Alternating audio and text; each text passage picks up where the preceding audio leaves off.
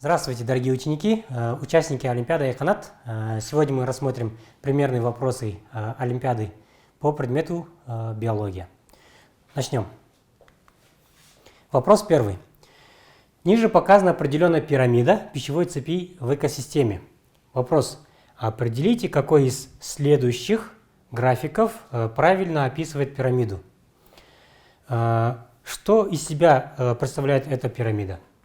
Здесь мы можем увидеть картинку, которая как раз описывает у нас трофические уровни. Трофические уровни – это уровни питания в экосистеме. Существует, получается, есть несколько разновидностей пирамид. Это у нас пирамида энергии, пирамида биомассы и пирамида численности. И везде у нас определенные уровни трофические. Первый уровень у нас занимает всегда продуценты. Продуценты – это у нас растения, фотосинтезирующие. Они получают солнечную энергию, превращают ее в энергию органических веществ. Второй уровень всегда занимают организмы, то есть животные, которые питаются растениями. То есть второй уровень – это у нас травоядные животные.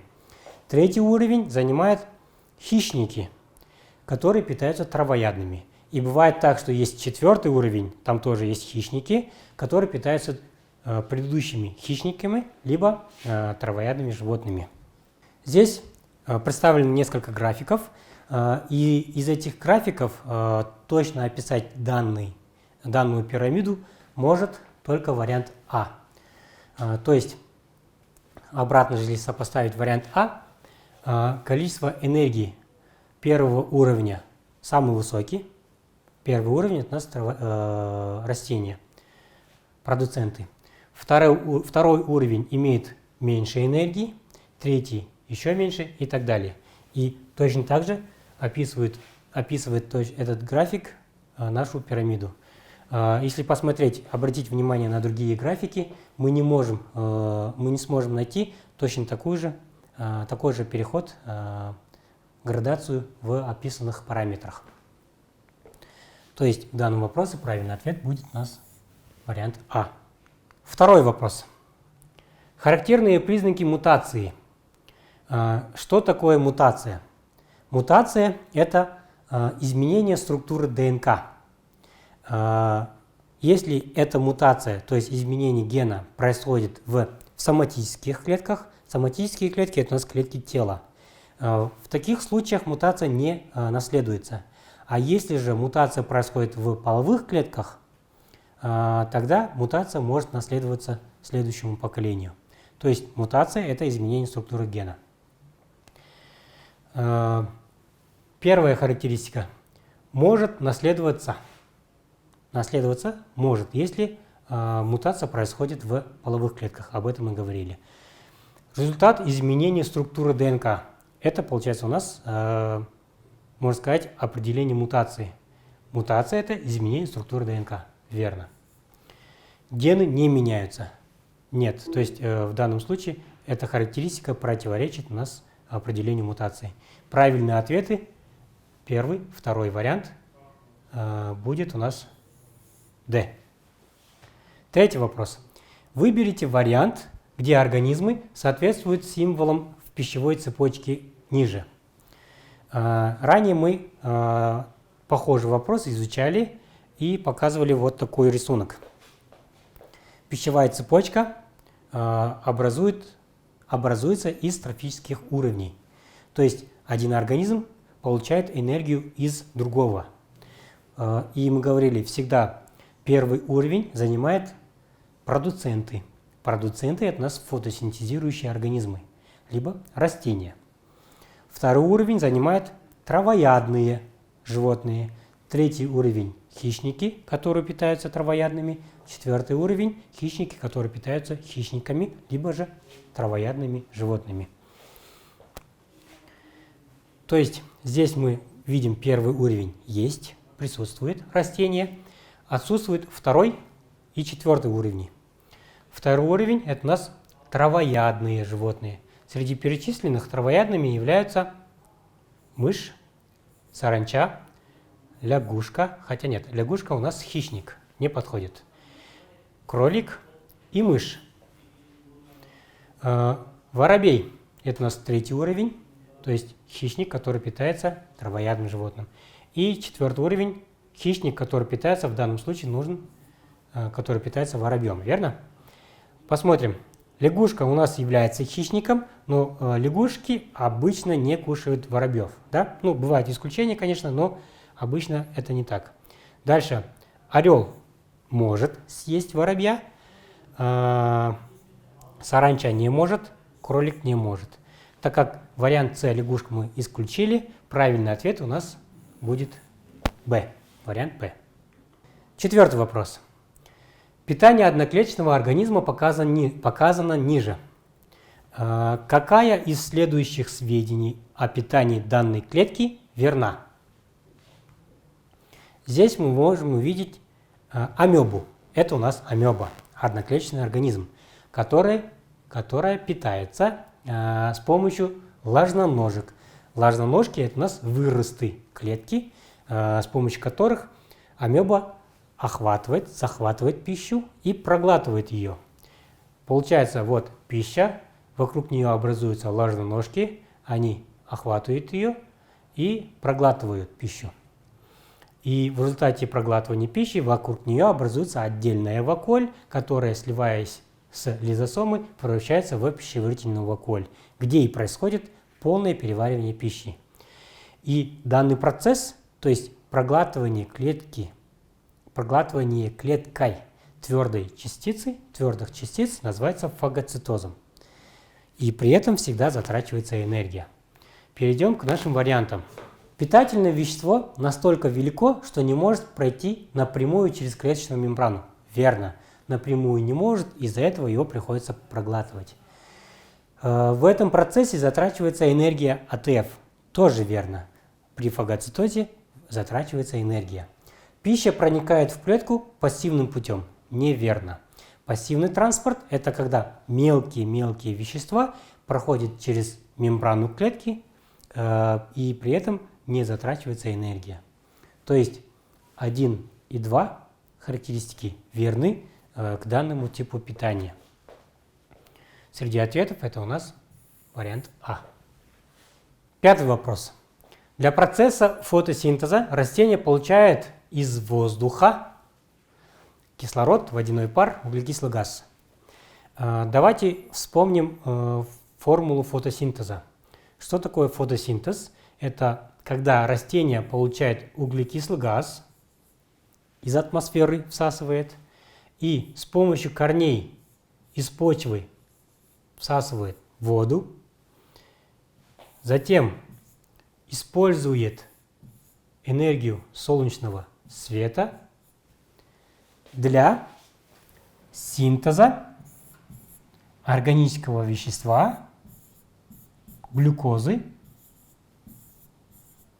При этом еще и выделяется кислород в атмосферу. Из этих растения для фотосинтеза получает углекислый газ из воздуха, воду получает из почвы, использует свет, выделяет углекислый газ, выделяет кислород и синтезирует глюкозу. Кислород не используется, то есть он, наоборот, выделяется как продукт. Водяной пар, наоборот, растения испаряют воду, а получают ее в жидком виде из почвы с помощью корней. Вот как раз из воздуха атмосферного растение для фотосинтеза получает углекислый газ. Правильный ответ А. 6-й вопрос. На графиках, ниже, в данном случае справа, показаны течение двух процессов, происходящих внутри клетки. Определите органоиды, которые участвуют в описанных процессах.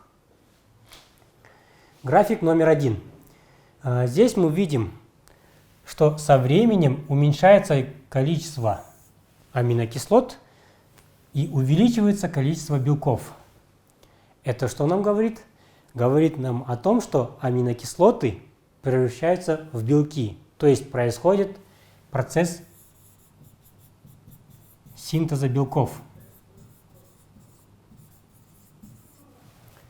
В синтезе белков участвует у нас рибосома.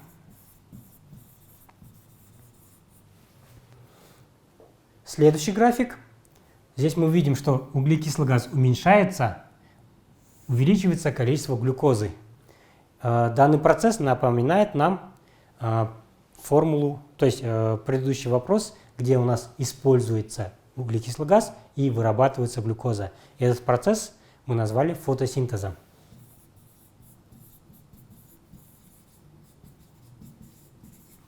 Фотосинтез осуществляется в хлоропластах.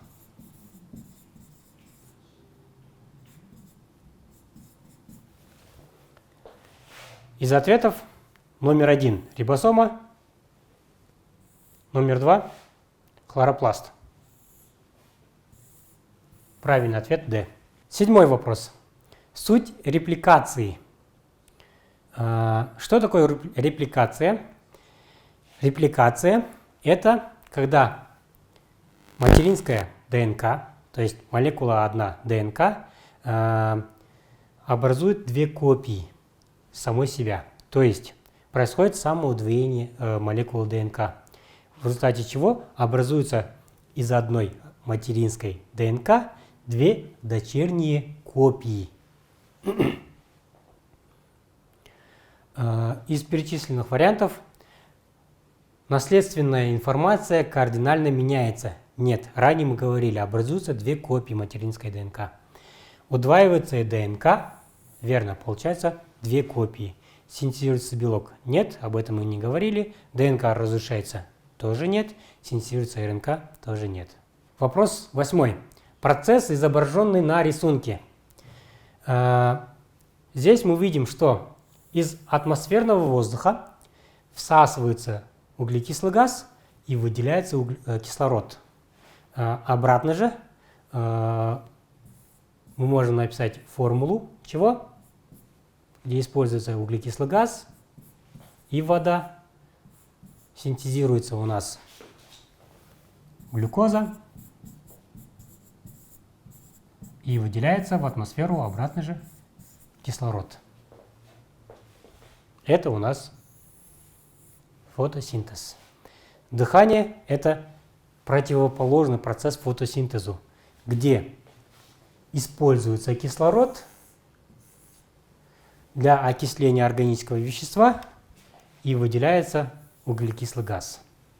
Испарение воды – это когда молекулы воды отсоединяются от друг друга, то есть там разрушаются водородные связи, и молекулы воды выходят в виде пара, в виде газов из растения.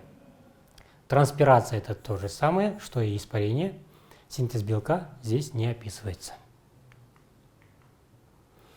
9-й вопрос. В 3 чашки ниже, в данном случае справа, отдельно положили мясо, картофель и масло. Какие ферменты нужно добавить в эти чашки, чтобы запустить процесс пищеварения? Мясо в основном состоит из белков. Белки расщепляют у нас ферменты пепсин. Есть еще один белок – трипсин. Это у нас ферменты, расщепляющие белки. Картофель в основном состоит из углеводов. Углеводы расщепляются с помощью амилазы и мальтазы.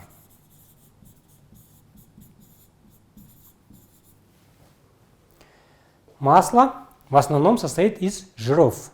Жиры расщепляют липаза, фермент липаза.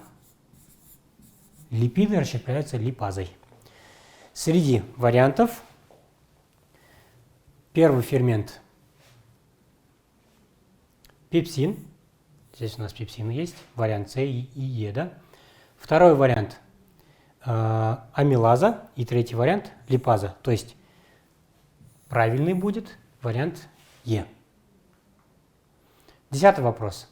Сопоставьте типы мышц с их особенностями. Здесь у нас изображены 3 типа мышц, которые встречаются в нашем организме.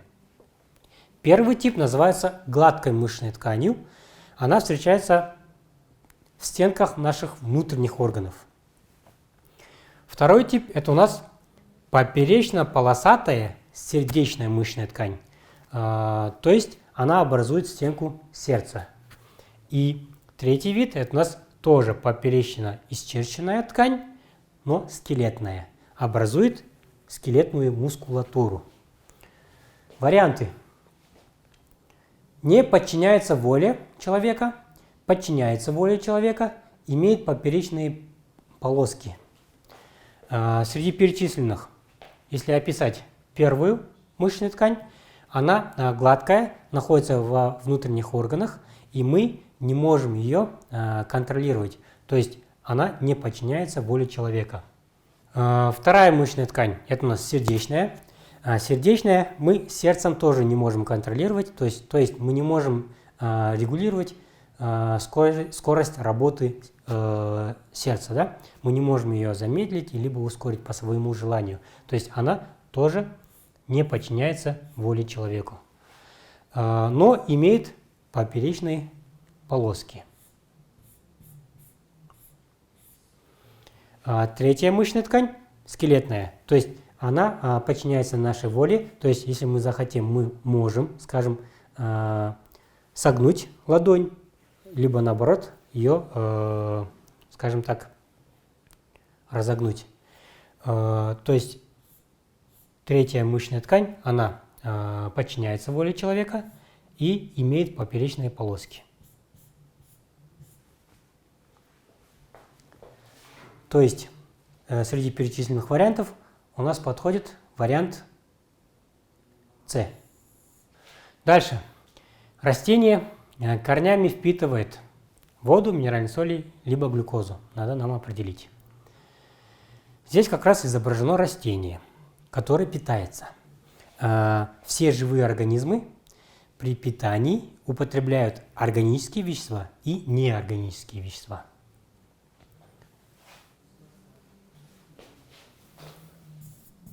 Органические вещества и неорганические вещества. К органическим веществам относятся белки, жиры и углеводы. К неорганическим веществам относятся вода и минеральные соли. Так вот, растения органические вещества получают с помощью фотосинтеза и других процессов. То есть эти процессы в основном происходят в листьях. А вот неорганические вещества растения получают из почвы с помощью корней. То есть воду и минеральные вещества. Здесь мы видим, корнями впитывает воду правильно, минеральные соли правильно, глюкозу нет. Глюкозу растения синтезируют в листьях. То есть правильный ответ 1 и 2, вариант А. Признак, характерный митозу. Что такое митоз? Митоз – это деление клеток тела, то есть соматических клеток.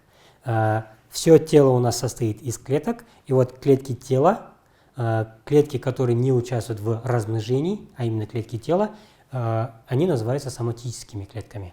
Так вот, все соматические клетки делятся с помощью митоза. То есть митоз – это тип деления клеток тела. Так вот, в результате деления из одной клетки мы получаем две идентичные копии этой же клетки. Значит, клетки тела у нас всегда имеют двойной набор хромосом. Диплоидный, то есть 2n. В случае клеток человека здесь 46 хромосом. И в результате метатического деления в каждых из дочерних клеток будет столько же сколько было в материнской клетке. То есть 2n, 46 хромосом. Здесь также 2n, 46 хромосом. Среди перечисленных вариантов рассмотрим признаки. А. Приводит к появлению половых клеток. Неверно. Половые клетки образуются в результате деления с помощью мейоза. Образуется зигота. Нет, зигота – это оплодотворенная яйцеклетка. То есть зигота образуется в результате не деления, а наоборот слияния клеток. Набор хромосом клеток, образовавшихся в результате митоза, диплоидный. Верно, об этом мы говорили. То есть диплоидные клетки тела делятся с помощью митоза, из них образуются такие же диплоидные клетки. Набор хромосом образовавшихся клеток гаплоидный. Неверный. Гаплоидные клетки образуются в результате мейотического отделения, то есть в результате мейоза. Вид полового размножения тоже неверно. Правильный ответ С. 13 вопрос. Ниже показаны изменения в организме человека при голодании и сытости. Так, что же происходит в нашем организме, когда мы голодаем и когда мы сыты? Глюкоза – это то органическое вещество, которое является основным источником энергии в организме человека и любых других живых организмов. Так вот, когда мы кушаем, после приема пищи, пища, в том числе и углеводы, растворяются, всасываются в кровь, и уровень глюкозы повышается. Когда, наоборот, голодаем, уровень глюкозы в крови понижается. Это мы можем увидеть здесь, на рисунке. После приема пищи уровень глюкозы повышается. Это приводит к тому, что поджелудочная железа вырабатывает гормон инсулин. Инсулин, эти молекулы глюкозы, которых много в крови, распределяет по клеткам тела, в том числе и по клеткам печени. Что происходит в это время в печени? Глюкоза превращается в гликоген и запасается в этом виде. То есть после того, как мы покушали, выделяется из поджелудочной железы гормон инсулин, который распределяет глюкозу по клеткам тела и в печени запасает глюкозу в виде гликогена. Это когда мы сыты. А когда мы голодны, это говорит нам о том, что в крови стало очень мало глюкозы. То есть происходит понижение уровня глюкозы. Чтобы повысить до уровня нормы уровень глюкозы, надо, чтобы поджелудочная железа выделила гормон глюкагон, который действует на печень, та, в свою очередь, глюкагон, то есть гликоген, это у нас запас, да, превращает в глюкозу и выделяет обратно в кровь. При первом случае гликоген переходит в глюкозу, когда в кровь выделяется глюкагон. Наоборот, глюкоза запасается в печени в виде гликогена, когда выделяется в кровь инсулин. Правильный ответ С. 14 вопрос. Мономеры белков. Аминокислоты, жирные кислоты, либо глицерин. Для начала нам нужно определиться, что такое мономеры. Также у нас есть понятие полимер. Полимер – это у нас сложное органическое вещество, которое состоит из повторяющихся мелких частиц мономеров. То есть мономеры образуют полимер. И к полимерам мы относим белки, нуклеиновые кислоты и полисахариды. Полисахариды состоят из мономеров моносахаридов. Нуклеиновые кислоты образуются из нуклеотидов.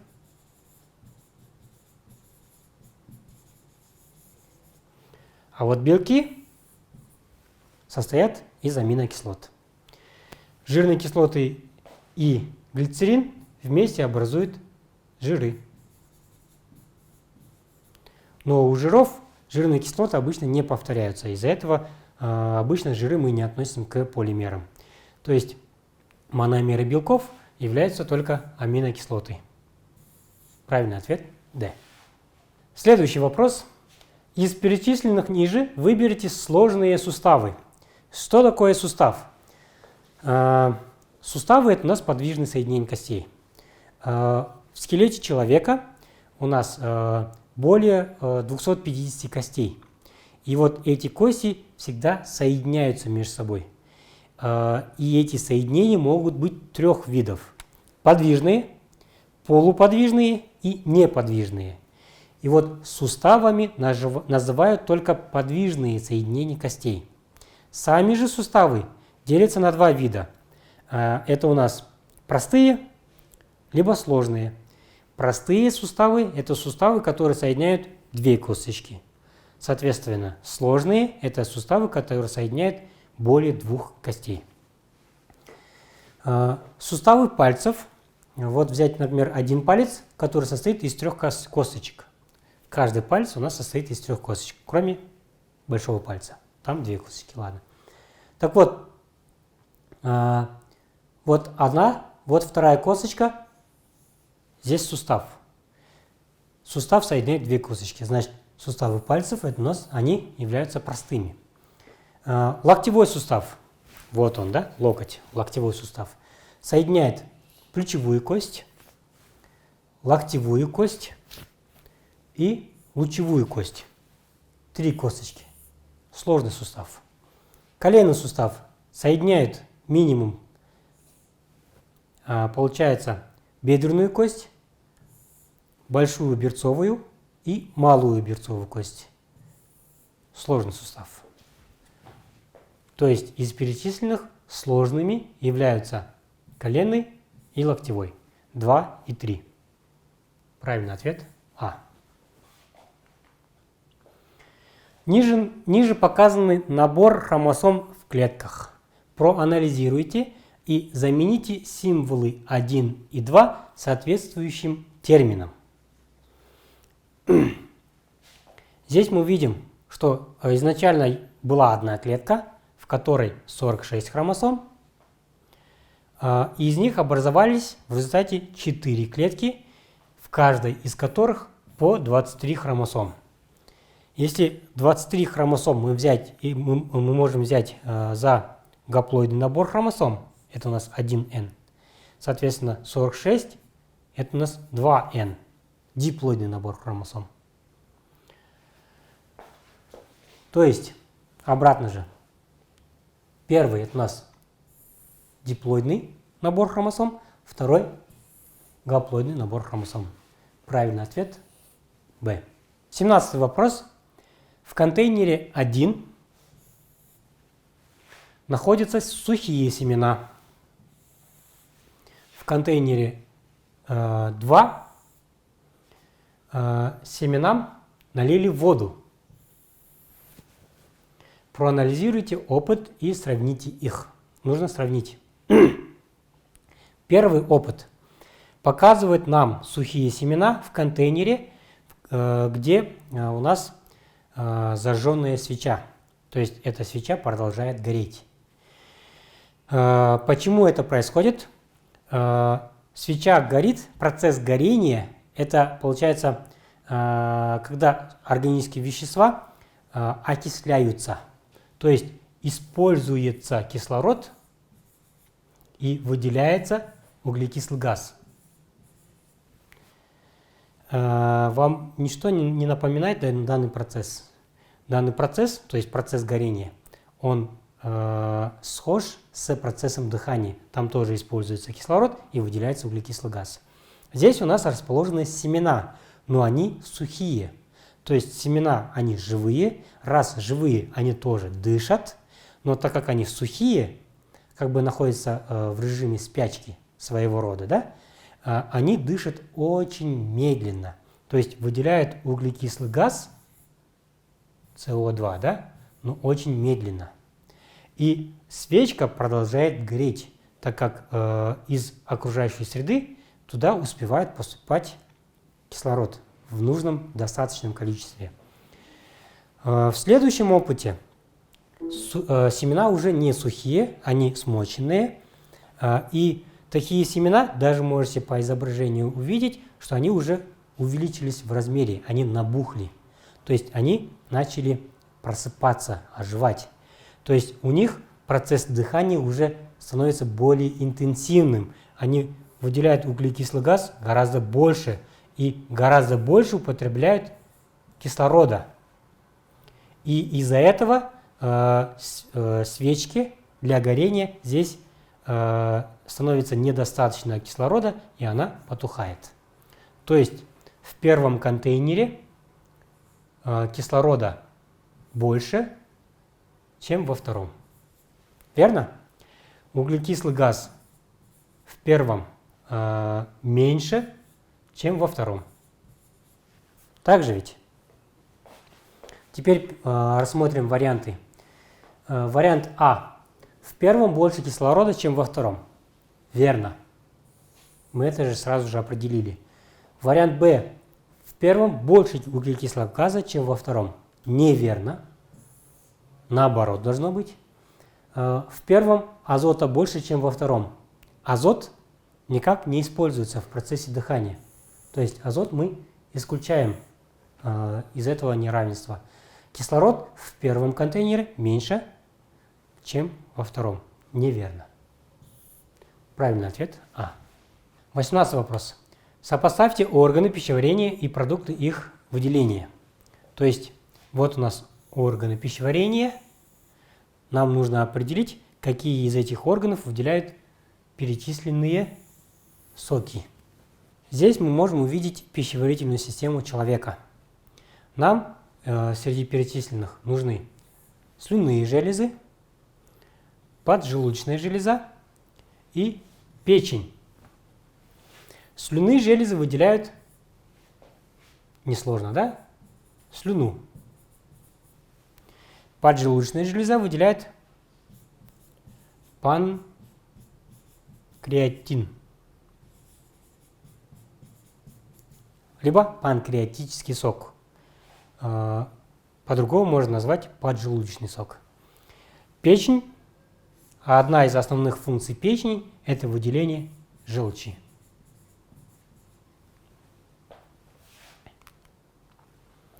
То есть печень выделяет желчь, слюнные железы – слюну, поджелудочная железа – панкреатин.